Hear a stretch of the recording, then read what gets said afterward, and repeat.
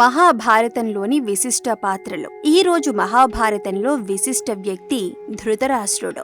ఆయన జన్మకు కారణం తెలుసుకుందాం. సత్యవతి తన కుమారుడైన వ్యాసుని వద్దకు వెళ్లి నియోగ సాధనతో అంబిక అంబాలికలను గర్భం ధరించమని ఆదేశిస్తుంది. ఆమె మాట ప్రకారం అంబిక వ్యాసుని వద్దకు వెళ్లినప్పుడు ఆయన భయంకర రూపాన్ని చూసి కళ్ళు మూసుకుంటుంది. ఫలితంగా ఆమెకు అంధుడైన ధృతరాష్ట్రుడు జన్మిస్తాడు. ధృతరాష్ట్రుడు తన తమ్ముడు పాండురాజుతో పాటు అన్ని విద్యలు నేర్చుకున్నాడు. కానీ అంధుడు కావటం వల్ల ప్రయోగించలేకపోయాడు. అయితే దానికి ప్రతిఫలంగా వ్యాసుడిచ్చిన వరంతో 1000 ఏనుగుల బలాన్ని పొందాడు ధృతరాష్ట్రుడు. అందువల్ల పాండురాజు రాజ్యాన్ని పరిపాలించాడు. పాండురాజు మరణానంతరం ధృతరాష్ట్రుడు రాజయ్యాడు. ధృతరాష్ట్రుడు హస్తినాపురానికి సంబంధించిన గాంధారిని వివాహం చేసుకున్నాడు. గాంధారికి 100 మంది సంతానం, కుంతికి 5 సంతానం కలిగారు.